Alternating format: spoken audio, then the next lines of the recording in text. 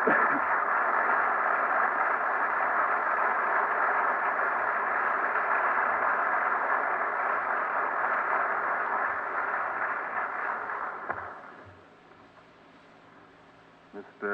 Chairman, who's one of my brothers, ladies and gentlemen, brothers and sisters, I'm very honored, I feel very honored, it's an honor to me to be able to come back to the Militant Labor Forum again this evening. It's my third time here. I was just telling my brother up here that probably tomorrow morning the press will try and make it appear that this little chat that we're having here this evening took place in Beijing or someplace else. They have a tendency to discolor things in that way, to try and make people not place the proper importance upon what they hear, especially when they're hearing it nowadays from persons whom they can't control, or, as my brother has just pointed out, persons whom they consider irresponsible. But it's the third time that I've had an opportunity to be a guest on the Militant Labor Forum, and I always feel that it is an honor. And every time they open the door for me to do so, I will be right here.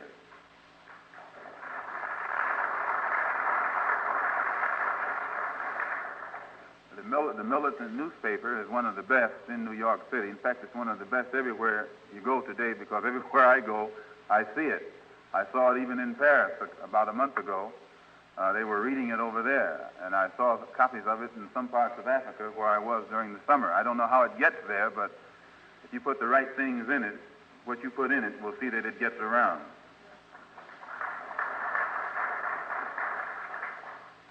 Tonight, during the few moments that we have, we're going to have a little chat like brothers and sisters and friends and probably enemies too, about the prospect for peace or prospects for freedom in 1965. If you notice, I almost slipped there and said peace. Actually, you can't separate peace from freedom. No one can be at peace unless he has his freedom. You can't separate the two. And this is the thing that makes 1965 so explosive and so dangerous. The people in this country who in the past have been at peace and been peaceful were that way only because they didn't know what freedom was. They let somebody else define it for them. But today, 1965, you find those who have not had freedom and not in a position to define freedom. They're beginning to define it for themselves now. And as they get in a position intellectually to define freedom for themselves, they see that they don't have it. And it makes them less peaceful or less inclined toward peace. So in discussing this topic tonight, prospects for freedom in 1965, I think we have to go back at least 12 years or 10 years to the time when the struggle of the black man in America began to be projected into the limelight, not only in this country but throughout the world. It started primarily with the Supreme Court decision, so-called desegregation decision, and I should say so-called desegregation, so-called decision, because there has been some doubt as to what they really handed down. One of the main ingredients in the struggle of the black man in America for the past 12 years has been the black Muslim movement. No one can deny the role that the black Muslim movement has played in America during the past 12 years, has been one of the main ingredients in the stepped-up militancy on the part of black people throughout this country. No matter what direction the black Muslim movement itself was headed in, no matter what its own organizational philosophy was, and no matter what other people thought about it, no matter what their personal opinions were of the black Muslim movement, still it cannot be denied that that movement, because of its uncompromising stand and uncompromisingly militant approach to things forced other civil rights organizations to be more militant than they normally would have been, and forced many of the civil rights leaders definitely to be more militant than they ever would have thought of being. So the militancy of the black man in America during the past 10 years, in my opinion, can be traced largely to the existence and presence of the movement, which I'm referring to now for purpose of identification as the Black Muslim movement. Its contribution to the black struggle for freedom in this country was militancy. It made many of our people dare to get loud for the first time in 400 years. It made many of the black leaders of the civil rights movement dare to get loud for the first time. I mean really loud for the first time in nearly 400 years of our being in this country. They got more militant than they intended to be, and they made many of the people become more militant than they intended for the people to be. It had a chain reaction effect that actually got out of control somewhat, because the leaders themselves never intended and never do intend for our people to go too far. Their primary purpose in our midst has always been to contain our struggle, not lead our struggle.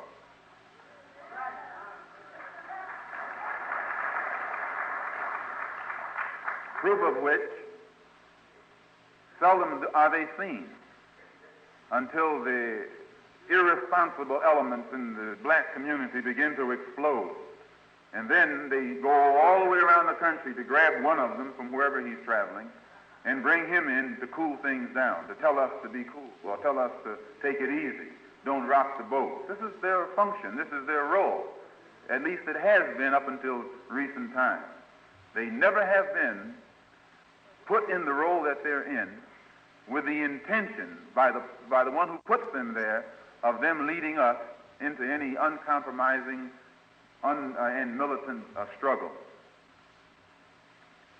But the existence of some of the Muslim groups and the black nationalist groups that couldn't be controlled by the power structure downtown, and I only use the expression power structure downtown to keep from calling it what it actually is. These nationalist elements actually serve their purpose in that sense. They gave respectability to the civil rights groups and gave acceptability to the civil rights groups. 10 years ago or more, the NAACP was looked upon as a radical, leftist, almost subversive movement. And then when the Black Muslim movement came along, the power structure said, thank the Lord for Roy Wilkins and the NAACP.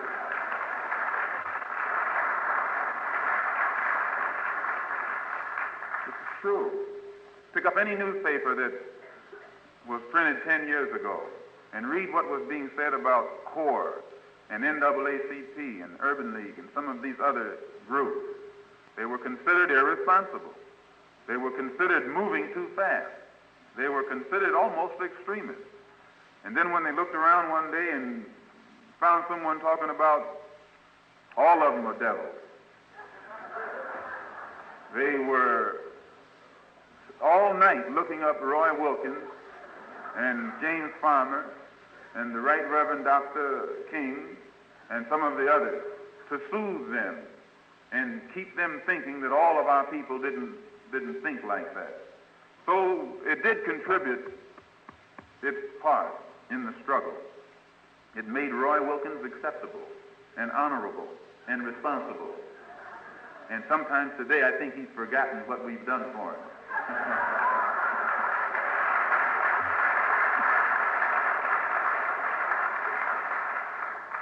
This is one of the reasons why Tom Mboya has lasted so long in Kenya. During the Mau Mau uprising, when white people were scared to death, not only in Kenya, but throughout Africa, and not only in Africa, but throughout the world, Because there were people who looked just like the Kikuyu right here in New York, in Mississippi, and other places.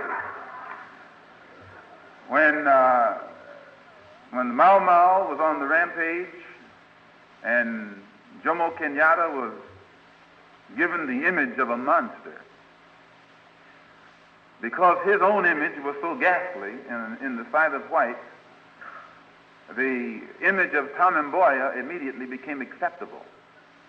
Because Kenyatta seemed to be so irresponsible, Mboya became responsible. He became acceptable, responsible, and made everybody happy. So they supported him. They backed him up, made him prominent throughout the world.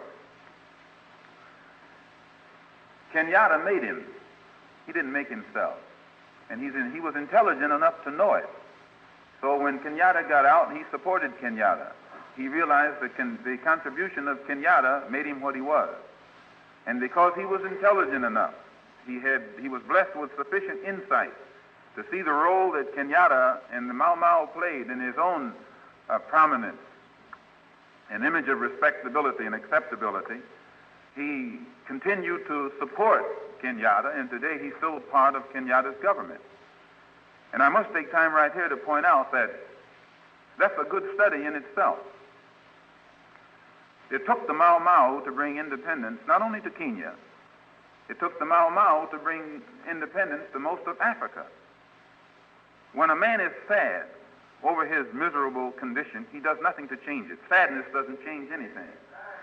It's only when he gets mad that he changes it. It takes madness to change it. One of the things I noticed when I was in Africa traveling around, I noticed many Africans who were still colonized, still exploited, still oppressed. And one of the things all of them had in common was they seemed sad. They would discuss their sad plight, but they weren't ready to really do anything to change it. They seemed to be waiting on some miracle. But the contrasting difference between them and what happened in Kenya, the Kikuyu got mad. They just didn't care what the consequences were. They cared nothing about legality, morality, or anything. All they knew was that they were being oppressed unjustly, illegally, immorally. And because of this unjust, illegal, immoral oppression that they were suffering, they came to the conclusion that they would be within their rights to bring it to a halt by any means necessary. And they adopted those means. When they began to use these means in their struggle for freedom, the press of the West began to project them in a very negative image. They were freedom fighters. They were African patriots fighting against oppression. They weren't fighting against a legal government. They weren't fighting against a moral society. They were fighting against a colonial power, an imperialist power, a vulturous society. And this vulturous society, with its control of the press and its allies here in the United States, who also control much of the press, projected these freedom fighters, these African patriots, in the image of savages, cannibals, terrorists, some as criminals, actually. And they projected Jomo Kenyatta in an image worse than all. But the Mau Mau weren't image conscious. They weren't status seekers. They weren't social climbers. They wanted freedom. And they came to a conclusion at a point in their journey that the only way there was to get it was the way they did it, and they got it. I admire them for that. I respect them for that.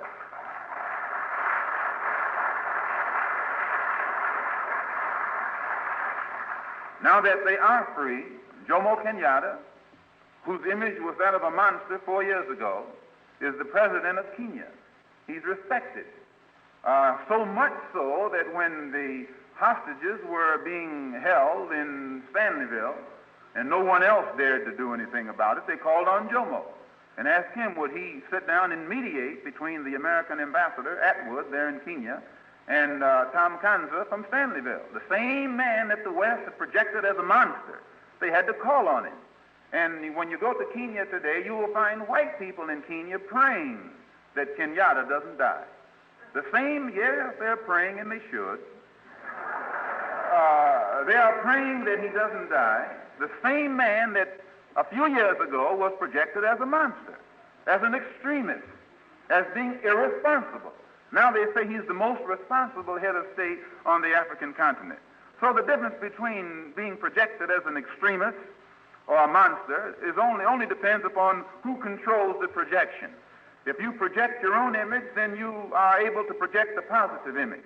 But when your enemy is your master, and when your enemy masters the press that's going to create this image and project it abroad, then naturally your enemy is going to project you in the image of a monster. So I say, and I must say,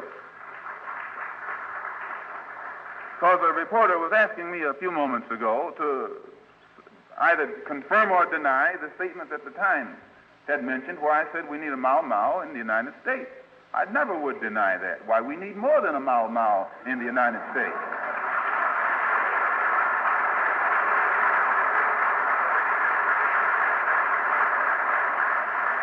I mean, actually, a person have a lot of nerve to ask me that. In a society, I'm deviating now because he put me off the track. I got to deviate. In a society where in 1964, 3 civil rights workers can be murdered in cold blood, and not the Mississippi government, the federal government can't do anything about it, I say we need a Mau Mau.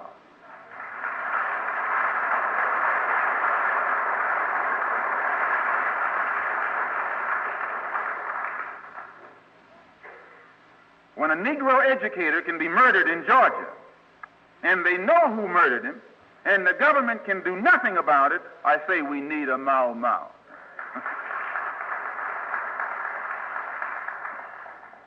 And I'll be the first to join it.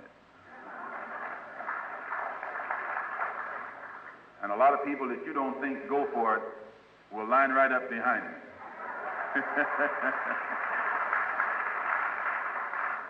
So getting back to the Black Muslim movement, you have to understand it in order to understand pretty much what has taken place in the civil rights movement in this country during the past 10 years, and in order to understand what might take place in 1965. The Black Muslim movement attracted the most militant young black people in this country. The most restless, the most impatient, and the most uncompromising black men and women were attracted to the Black Muslim movement. But the movement itself, as it began to grow, actually was maneuvered into a vacuum, in that it represented itself as a religious movement, and the religion under which it identified itself was Islam. And the people in the part of the world who also identified that as their religion did not accept the Black Muslim movement as a bona fide Islamic or Muslim movement. They never did accept it as that. So it was put in the position of going by a religion that rejected it, which put it into a vacuum or made it a religious hybrid. On the other hand, the government in Washington, I guess that's where it is, tried to label the Black Muslim movement as political. It used the press, it maneuvered the press to project the Black Muslim movement in an image that would enable the government itself to list it as political and therefore label it seditious and subversive and step in and stomp it out like it stomps out most bona fide freedom movements that appear in this country. So the Black Muslim movement was not only a religious hybrid, but it became a political hybrid in that it was more political than religious, but at the same time it didn't take part in politics. It didn't take part in the civil rights struggle. It took part in nothing that black people in this country was doing to correct conditions that existed in our community, other than it had a moral force, that it stopped our people from getting drunk and taking drugs and things of that sort, which is not enough. After you sober up, you're still poor. So it became in a vacuum. It actually developed, it grew, it became powerful, but it was in a vacuum. And it was filled with extremely militant young people who weren't willing to compromise with anything and wanted action. More action, actually, than the organization itself could produce. More constructive action and positive action than the hierarchy of the organization was qualified, actually, to produce. The main objective of the movement was land. But those in the movement were told that God would come and take them to that land. Well, for a time this was all right, but no visible means were ever detected by anyone in the movement that would enable us to see that a plan was afoot to make this objective materialize. It caused dissatisfaction. It caused dissension, which eventually developed division. And out of the division, immediately, those who left, out of that division, or out of those who left, was formed an authentic religious group known as Muslim Mosque Incorporated, which practiced the religion of Islam as it is practiced and taught in Mecca and Cairo and Lahore and other parts of the Muslim world. But those who went into the orthodox practice of the Islam religion in the Muslim Mosque Incorporated, at the same time we realized that we were black people in a white society, that we were black people in a racist society. We were black people in a society whose very political system was based and nourished upon racism, whose social system was a racist system, whose economic system was nourished with racism. We were black people who wanted to be religious, who wanted to practice brotherhood and all of that, who wanted to love everybody and all of that too. But at the same time, that was a dream, as my good friend, the doctor, said.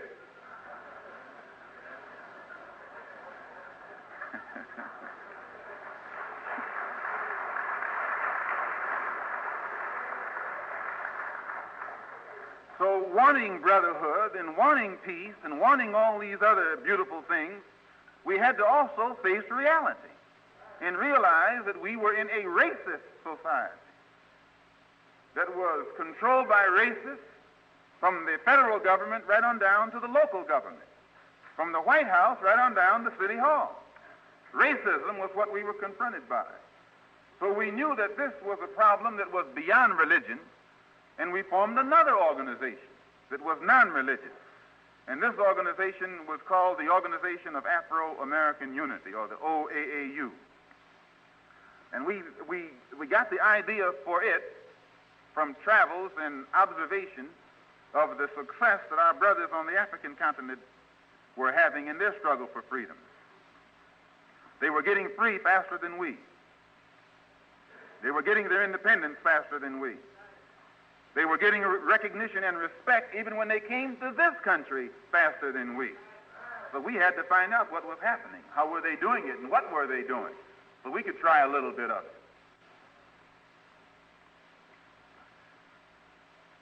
On the African continent, the imperialists, the colonial powers, had always divided and conquered. They had practiced divide and conquer. And this had kept the people of Africa and Asia from ever coming together. So on the African continent had appeared an organization known as the OAU, or Organization of African Unity. And this had been put together by a group of highly skilled African intellectuals and politicians. And it was designed to make the African heads of state, who had been kept apart and divided from each other by differences, petty differences, personal differences. This organization provided an atmosphere in which these heads of state could submerge their differences and work together in areas where they could agree toward a common objective. And since we in America were confronted with the same divisive tactics from our enemy, we decided to call ours the Organization of Afro-American Unity, which would be designed after the letter and spirit of the Organization of African Unity. In fact, we considered ourselves an offspring of our parent organization on our mother continent.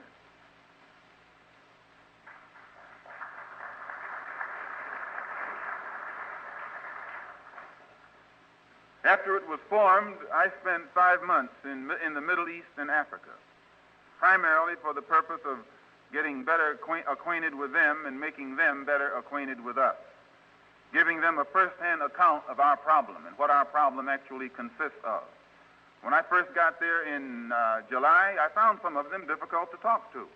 But by the time I left in November, I didn't find anybody difficult to talk to. And I might say right here and now that one of the things that made the objective more easily reached was America's identifying herself with Moise Tshombe. Never could a government do anything more suicidal politically than this government choosing Moise Tshombe as a bed partner in 1964.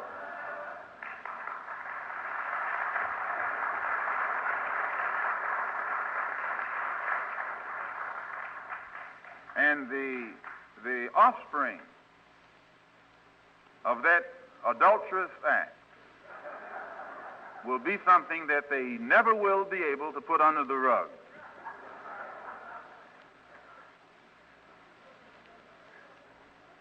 By the time I had returned in last month, the Muslim Mosque Incorporated had received official recognition and support by all of the official religious bodies in the Muslim world, and the Organization of Afro-American Unity had also received recognition and support from all of the African countries where I visited, and most of those where I didn't visit.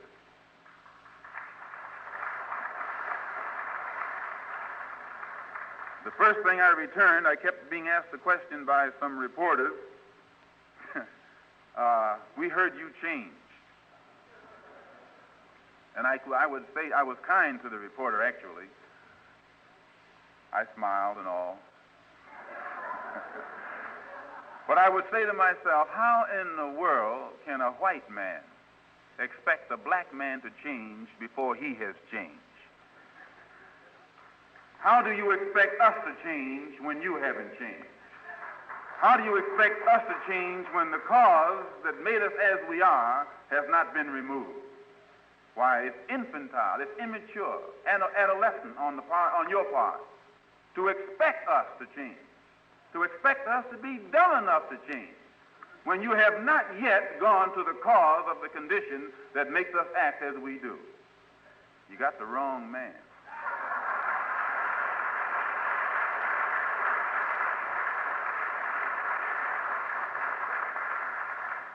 It's true, I'm a Muslim, and I believe in brotherhood, and I believe in the brotherhood of all men, but my religion doesn't make me a fool.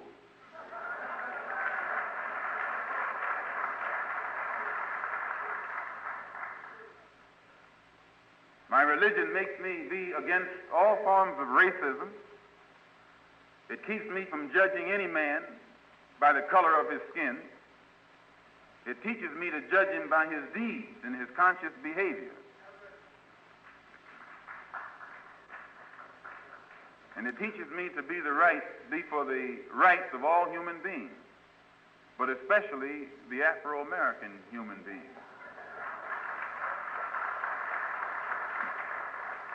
Because my religion is a natural religion, and the first law of nature is self-preservation.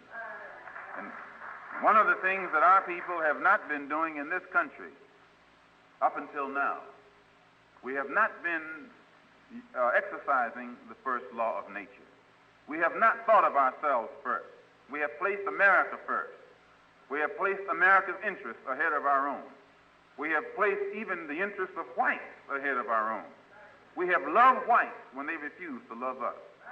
We have sought to move into their neighborhood when we knew in advance they didn't want us there. We have crawled like animals at the feet of the white man in this country and been rejected. So that today, if you see us step back and get away from you, you can't blame us. You have to blame yourself, or your mother, or your father.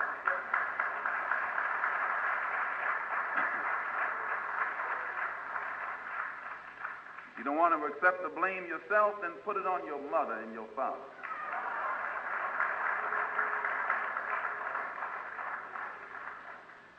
but don't put it on us. So now to get to my talk. About 1965 and the prospects for freedom.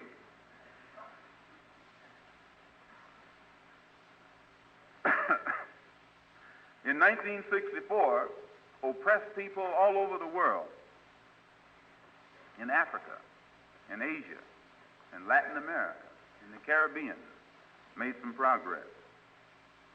Northern Rhodesia threw off the yoke of colonialism and became Zambia, was accepted into the United Nations, the Society of Independent Governments. Nyasaland became Malawi, also was accepted into the UN, into the family of independent governments. Zanzibar had a revolution. They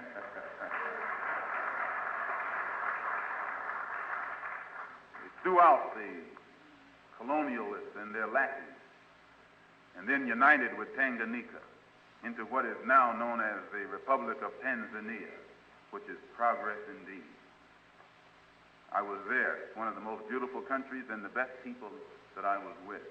My good friend Abdurrahman Mohammed Babu was one of the architects of the revolution, and I find him to be a most highly enlightened human being and a humanitarian and a lover of freedom. Also in 1964, the oppressed people in the South Vietnam area and that entire Southeast Asia area were successful in fighting off the agents of imperialism. All the king's horses and all the king's men hasn't enabled them to put North and South Vietnam back together again.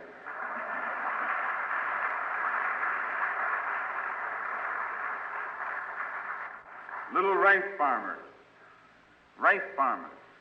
peasants with a rifle, and all the weapons of warfare, highly mechanized, jets, napalm, battleships, everything else. And they can't put those rice farmers back where they want them. Somebody is waking up. In the Congo also, the People's Republic of the Congo, headquartered at Stanleyville, fought the war for freedom against Tshombe, who was an agent of Western imperialism.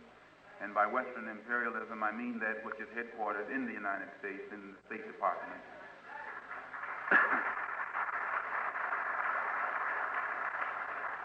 In 1964, this government, subsidizing Tshombe, the murderer of Lumumba,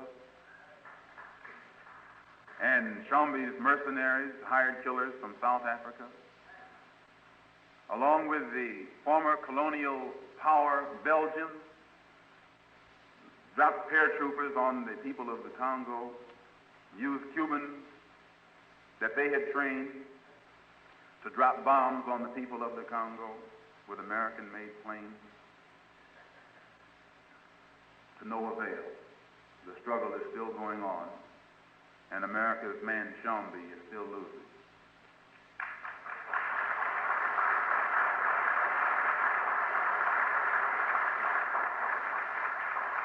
All of this in 1964. Now, in speaking like this, it doesn't mean that I'm anti-American. I'm not. I'm not anti-American or un-American. And I'm not saying that to defend myself, because if I was that, I'd have a right to be that after what America has done to us. This government should be lucky that our people aren't anti-American. They should get down on your hands and knees every morning and thank God that 22 million black people have not become anti-American.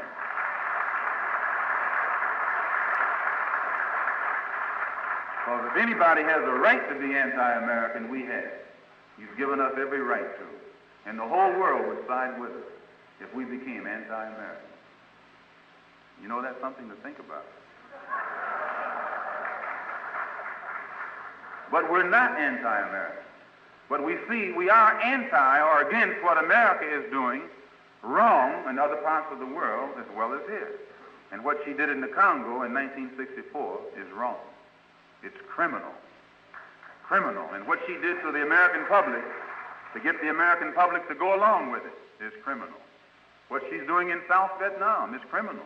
She's causing American soldiers to be murdered every day, killed every day, die every day for no reason at all. That's wrong.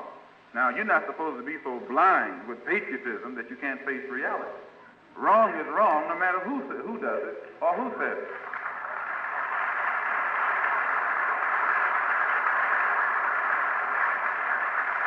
Now, if I'm anti-American for saying that, then Wayne Morris is anti-American. Church, senator from somewhere out there, is anti-American. A whole lot of them in Washington, D.C. is anti-American. So I'm just telling you what I read the good senators said. Also in 1964, China exploded her bomb, which was a scientific breakthrough for the oppressed people in China who suffered for a long time.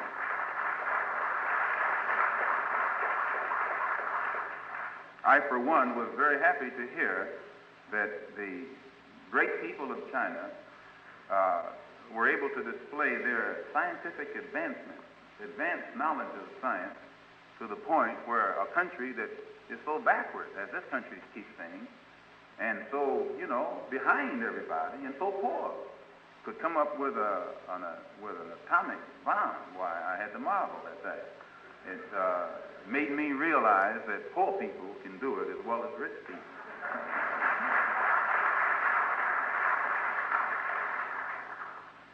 So all of these little advances were made by oppressed people in other parts of the world during 1964. These were tangible gains. And the reason that they were able to make these gains, they realized that power was the magic word. Power against power. Power in defense of freedom is greater than power in behalf of tyranny and oppression.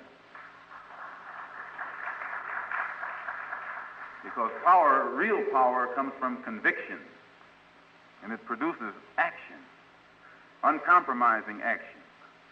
It also produces insurrection against oppression. This is the only way you end oppression, with power. Power never takes a back step, only in the face of more power. It doesn't do it power doesn't back up in the face of a smile, or in the face of a prayer, or in the face of some kind of nonviolent loving action. Power, it's not the nature of power to back up in the face of anything but some more power. And this is what the people have realized in Southeast Asia, in the Congo, in Cuba, in other parts of the world. That power recognizes only power. And all of them who realize this have made gains. Now here in America, it's different. When you compare our strides in 1964 with strides that have been made forward by people elsewhere all over the world, only then can you appreciate the great double cross experienced by black people here in America in 1964. The power structure started the new year out the same way they started that out in Washington the other day. Only now they call it, what's that, the Great Society? The Great Society. Last year, 1964 was supposed to be the year of promise. They opened up the new year in Washington, D.C., and in the City Hall, and in Albany, talking about the year of promise. Promise that black people would make advances in education. We'd get better schools, better school facilities, better teachers, that jobs would open up. There would be less black people in the unemployment line. That in areas of the South where we formerly had not been able to vote, we would be able to register and vote. that we would become socially acceptable to those who in the past did not consider us socially acceptable.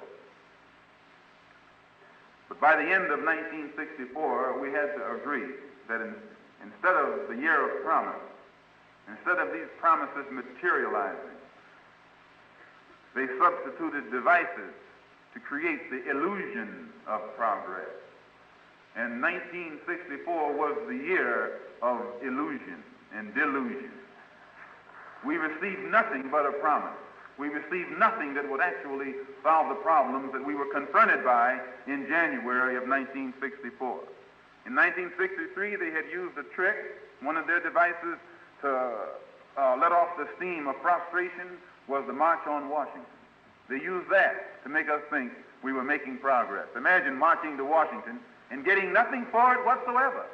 But it shows you how shrewd the power structure is, how it is able to manipulate the people through the leaders, as long as the people believe in the leaders.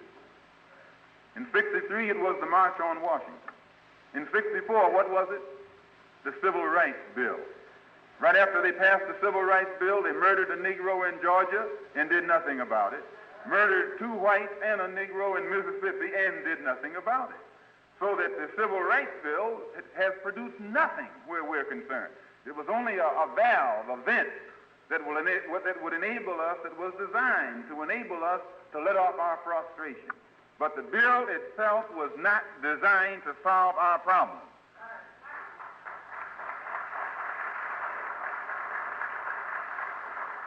Since we see what they did in 1963 and we saw what they did in 1964, what will they do now in 1965? If the March on Washington was supposed to lessen the explosion, and the Civil Rights Bill was designed to lessen the explosion, that's all it was designed to do. It wasn't designed to solve the problem. It was designed to lessen the explosion. Because everyone in his right mind knows there should have been an explosion. You can't have all those ingredients, those explosive ingredients that exist in Harlem and elsewhere where our people suffer, and not have an explosion. So these are devices to lessen the danger of the explosion, but not designed to remove the material that's going to explode. What will they give us in 1965? I just read where they plan to make a black cabinet member. Yes, they have a new gimmick every year. They're going to take one of their boys, black boys, and put him in the cabinet so he can walk around Washington with a cigar, fire on one end and fool on the other end.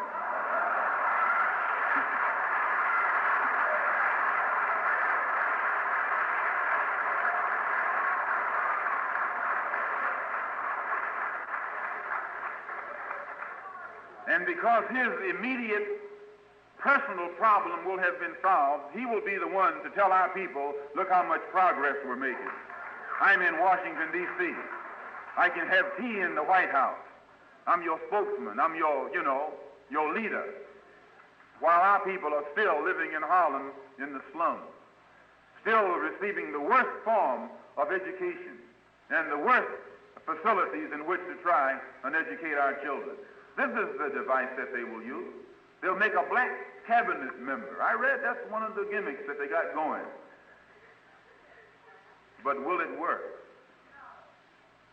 Can that one whom they are going to put down there step into the fire and put it out when the flames begin to leap up? When people take to the streets in their explosive mood, will that one that they're going to put in the cabinet be able to go among those people? Or they'll burn him faster than they burn the ones who sent him.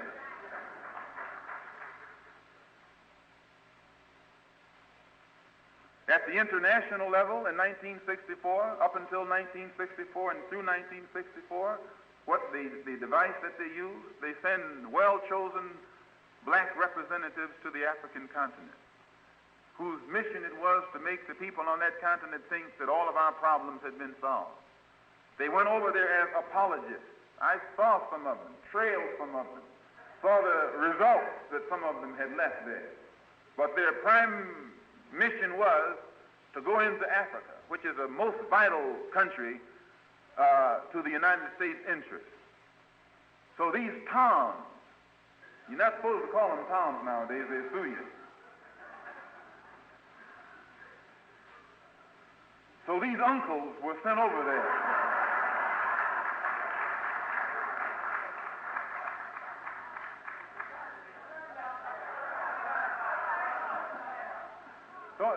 Don't bother the man. He's doing his job. He's going to put you on TV so you can get investigated.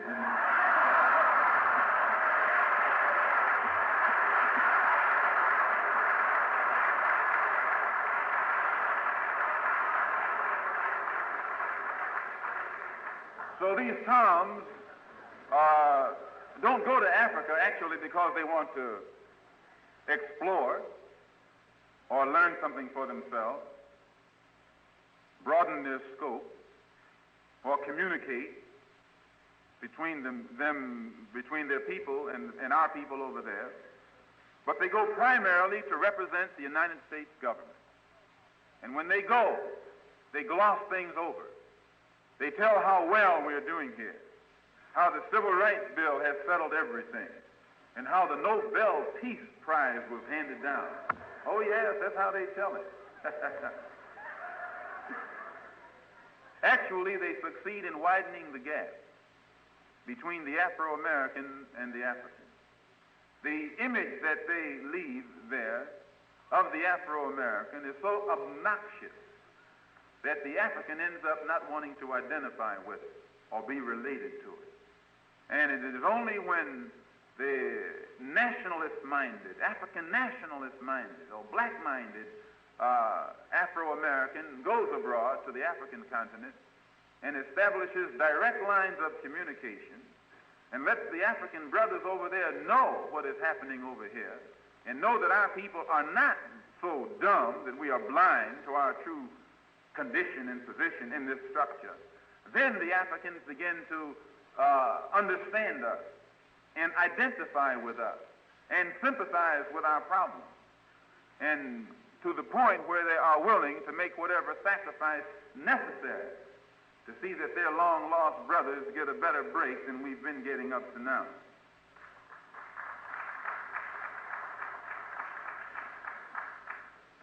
On the national scale during 1964, as I just mentioned, politically, the Mississippi Freedom Democratic Party had its face slapped at Atlantic City at a convention over which Lyndon B. Johnson was the boss and Hubert Humphrey was the next boss, and Mayor Wagner had a lot of influence himself.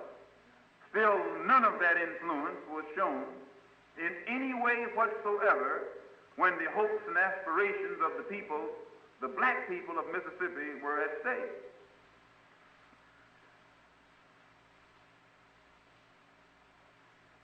Though at the beginning of '64 we were told that our political rights would be broadened, it was in 1964 that the two white civil rights workers working with the black civil rights worker was murdered. And the only thing that they were doing was trying to help the black people of Mississippi learn how to register. This is all. This is their crime. They were trying to show our people in Mississippi how to become registered voters. This was their crime. This was the reason for which they were murdered. The pitiful part about them being murdered was the civil rights organizations themselves being so chicken when it comes to reacting in a way that they should have reacted to the murder of these three civil rights workers.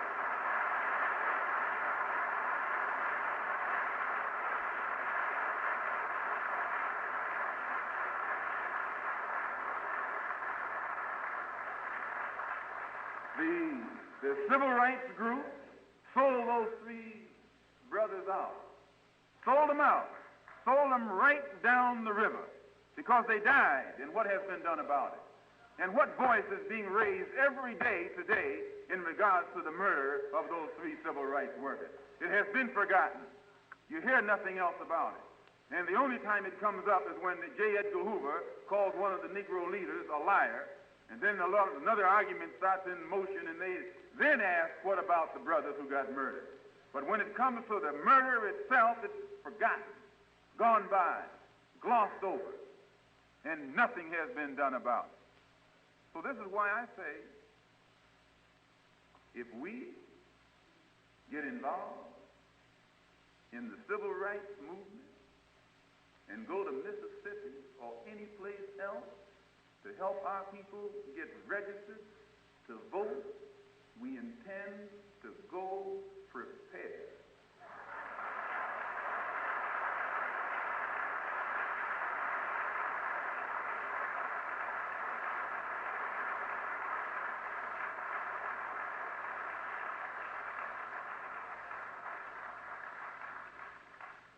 We don't intend to break the law, because when you're trying to register to vote, you're upholding the law. It's the one who tries to prevent you from registering to vote who's breaking the law. And you got a right to protect yourself by any means necessary.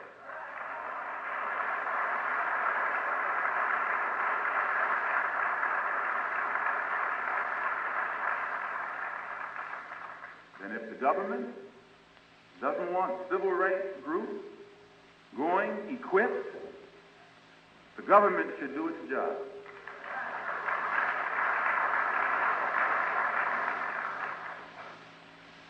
Concerning the Harlem incident that took place during the summer, when the citizens of Harlem were attacked in a pogrom, how do you pronounce that word? Pogrom? Pogrom, that's what it was. I was reading about it overseas. I can't pronounce it because it's not my word. But when the people of Harlem were the victims of that pogrom, that's your word. During the summer, we had heard long before it took place that it was going to take place. We had gotten the word that there were elements in the power structure that were going to incite a riot, something in Harlem that they could call a riot, in order that they could step in and be justified in using whatever measures necessary to crush the militant groups, which were still considered in the embryonic stage. And realizing that there was a plan afoot to instigate something in Harlem so they could step in and crush it, there were elements in Harlem who were prepared and qualified and equipped to retaliate in situations like that, who purposely did not get involved. And the real miracle of the Harlem explosion was the restraint exercised by the people of Harlem. The miracle of 1964. I tell it to you straight. The miracle of 1964, during the incidents that took place in Harlem, was the restraint exercised by the people in Harlem who are qualified and equipped and whatever else there is to protect themselves when they are being illegally and immorally and unjustly attacked. And an illegal attack, an unjust attack, and an immoral attack can be made against you by anyone. Just because a person has on a uniform does not give him the right to come and shoot up your neighborhood. No, this is not right. And my suggestion would be that as long as the police department doesn't use those methods in white neighborhoods, they shouldn't come to Harlem and use it in our neighborhood.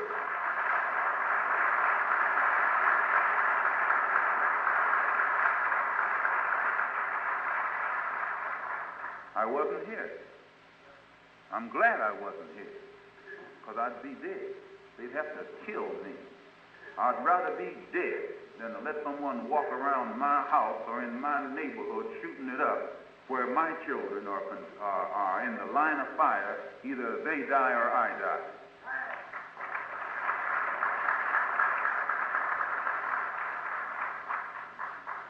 Not intelligent. And it all started when a little boy was shot by a policeman. And he was turned loose, the same as the sheriff was turned loose in Mississippi when he killed the 3 civil rights workers. I'm almost ending. I'm just taking my time tonight because I'm overworked. And I'm taking my time. I'm taking my time. I'm not hurrying up, I mean.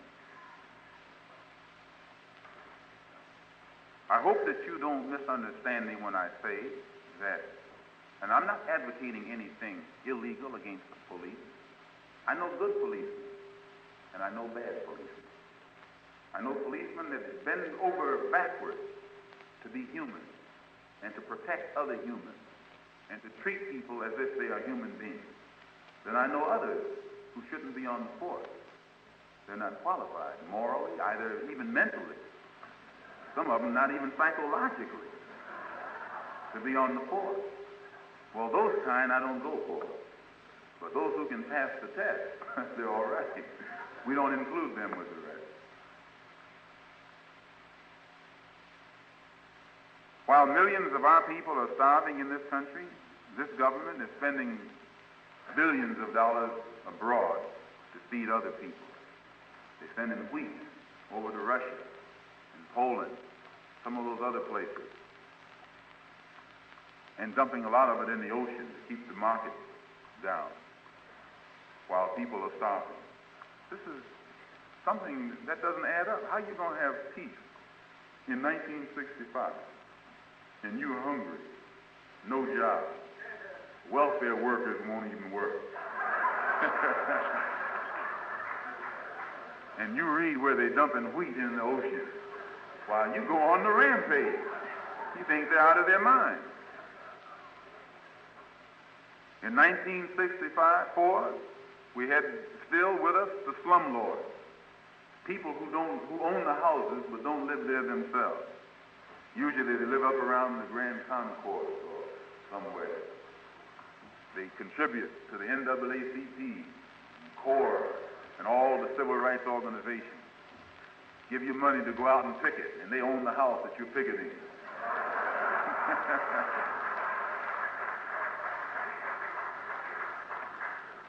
And this bad housing conditions that continue to exist up there, they keep our people the victims of health problems.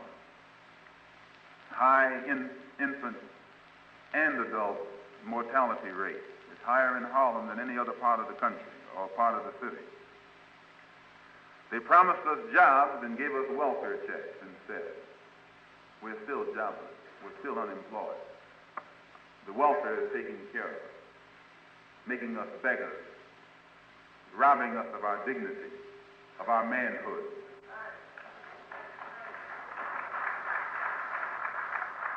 So that I point out that in 1964, it was not a pie-in-the-sky year of promises as was promised in January of that year. Blood did flow in the streets of Harlem, Philadelphia, Rochester, some places over here in Jersey, and elsewhere. In 1965, even more blood will flow. More than you ever dreamt. It'll flow downtown as well as uptown.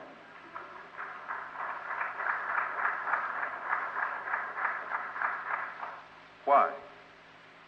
Why will it flow? Have the causes that forced it to flow in 65 or 64 been removed? Have the causes that made it flow in 63 been removed? The causes are still there. How can you sit around and naively, in such a naive way, and make yourself think that things are getting better when the causes that created the bad conditions still remain? The only one whose problem is solved is the leader they get the peace prize, while the people have no peace. Or as he himself said, while he's up on the mountain, the people are in the valley.